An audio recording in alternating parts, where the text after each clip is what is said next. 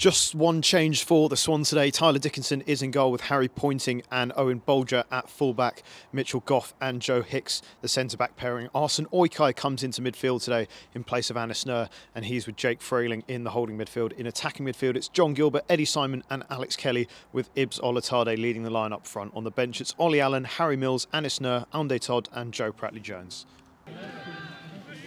And John Gilbert. Oh, nice ball out to Owen Bolger. It's a lovely pick out. You can see there's a little bit of water, isn't there? And Owen's got a decent effort. Caught it well. Having fun on Boxing Day. Yeah. Where we are here at Bracknell Town, looking for another 3 points, bouncing back from our defeat on Saturday at home to Gosport Borough. But it's Bracknell Town coming forwards now. Yeah, it was a crushing defeat, wasn't it? Oh, miscommunication. Owen Bolger. Oh, Joe Hicks. Hicks gets it away. That's really scary. It's gone direct. Oh, it's in. Well, nothing really that Tyler Dickinson in goal could do about it. Yeah, it took right at him, fast pace. Took either one or two deflections as well as it went through there. I don't know who it came off of last, but Tyler couldn't stop it on the line there. But he doesn't. Perhaps he should have done. Into the chest of Ibs, who holds it up well. Brilliant hold-up play. Arsene. Well weighted for it's Owen. holding up, isn't it? Owen goes for it first time. Good ball. Oh, it is. Got a glance on it. It's a shame. It was a good ball by Owen.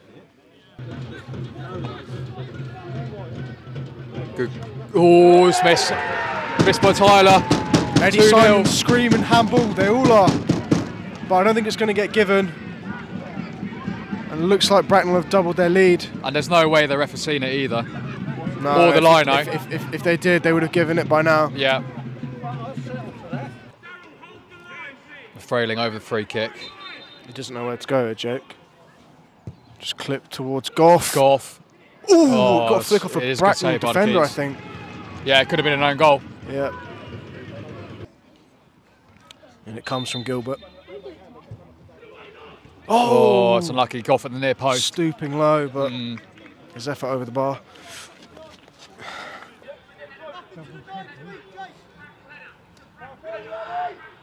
Hicksy holds him off. Looks like a penalty.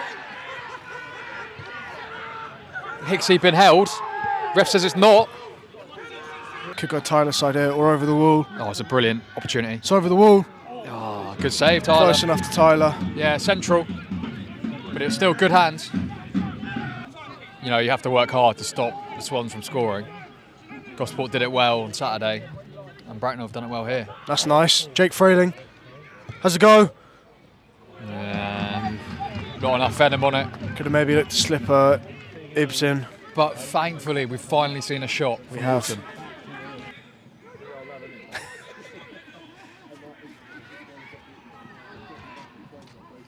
Oh, and he's round Arsene. Arsene can't bring him down. Still there for Bracknell. And it's a back heel. Yeah, a really beautiful improvised finish through the legs of Tyler Dickinson, and that is the dagger for Walton, the third. Gets from bad to worse. Oh, PJ. Leaving his head in there. Oh, and Millsy just evades him. Bracknell looking for a 4-0. That's a scoreline which haunts the Swans. Oh, good save from Tyler. And it's offside. We're taking early exit, boys. Wonder where you're off to. Well, the last time you took an early exit from a game, we scored, so see what happens here. John Gilbert. Go on, Gilby. Gilby! Oh. And that is probably the highlight of Walton's game. Was that our first shot on goal? No, we had one from No, I think it's third. I think it's third. Again, a lot of it is in the build-up play, isn't it, though?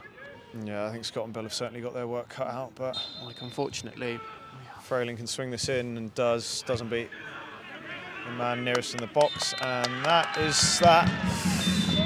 2023 is wrapped up for Walton and Hersham in rather unfortunate circumstances here at Bracknell.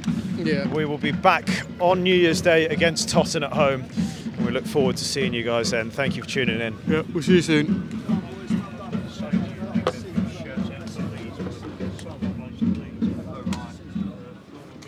Here with the manager, Scott Harris. Another game where the Swans are beaten, and again, perhaps deservedly so, by Bracknell, who played well.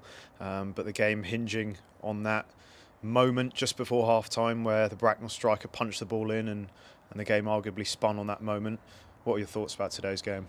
Yeah, I mean, obviously hard to talk about the game at the end like this and not mention the second goal, but it's certainly not my sort of go-to as far as, you know, today's summary goes.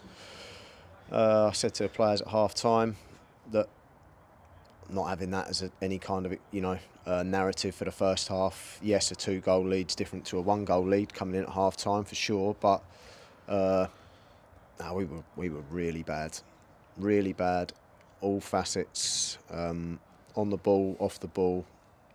Even just our general disposition. We didn't look interested in playing today. Bracknell certainly did. You know, even just little things, the way they're appealing for throw-ons, the way that they're all interested in, you know, scratching and clawing for every inch they can get, and we were happy to let that pass us by.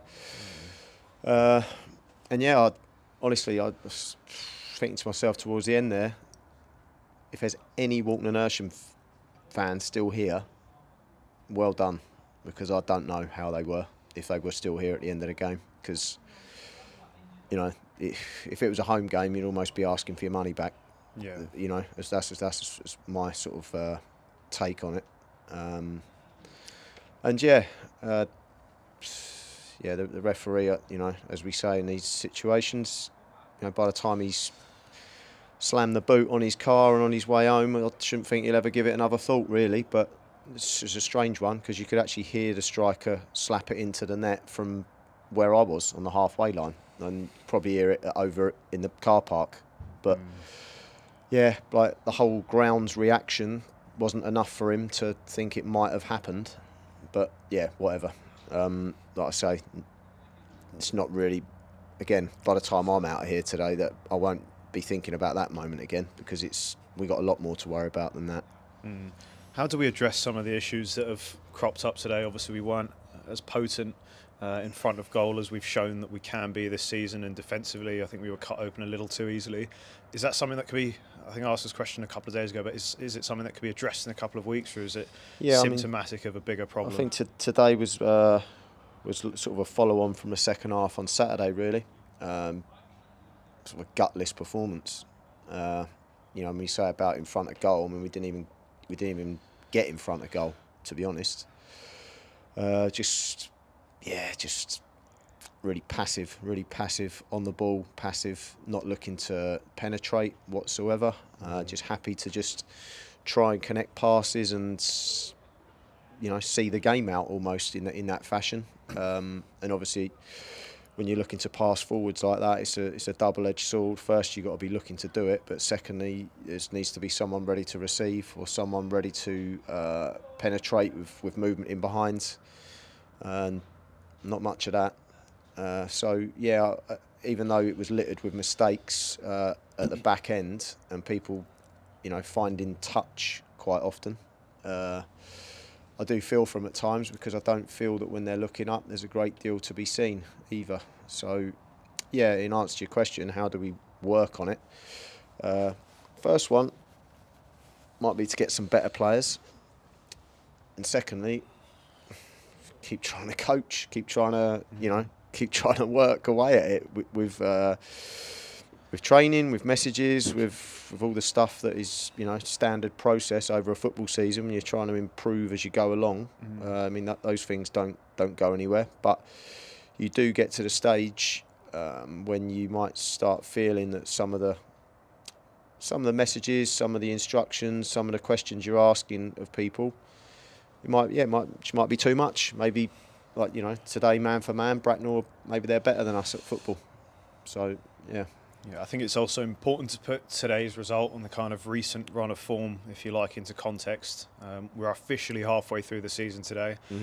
Halfway through the season last year, it was again a bit of a crisis point. We'd lost 7 games. We were looking like, you know, we were going to struggle to be up there come the end of the season. It also happened in step 5 the season before that, and we brought in some new bodies again after after the new year. Is this something that you feel can be addressed and that we can still give it a good run going into 2024 now that we've kind of done the lap of the league, I guess? Yeah, maybe. It makes me slightly, what's the word? I want to say nervous to be starting to predict that like some big winning streaks on the way in the second half of the season just because it has happened before. Because obviously this is a different battleground you're on now. Last season you could probably say that when we had everybody fit, which was sort of more post-Christmas rather than pre-Christmas, because I think a lot of the hiccups were down to not being able to really get a side out, to be honest, at that point.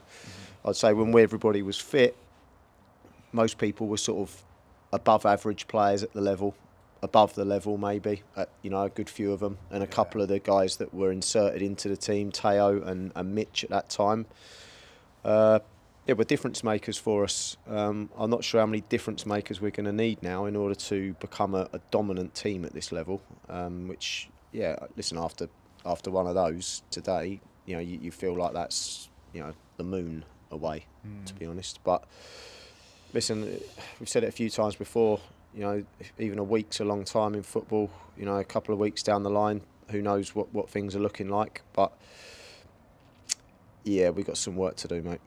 Yeah. 2023 comes to a close for the Swans. Despite the recent drop in results, it has, by all accounts, been an absolutely phenomenal year. Thank you for your support this year, and we'll see you guys on New Year's Day at home to Tottenham.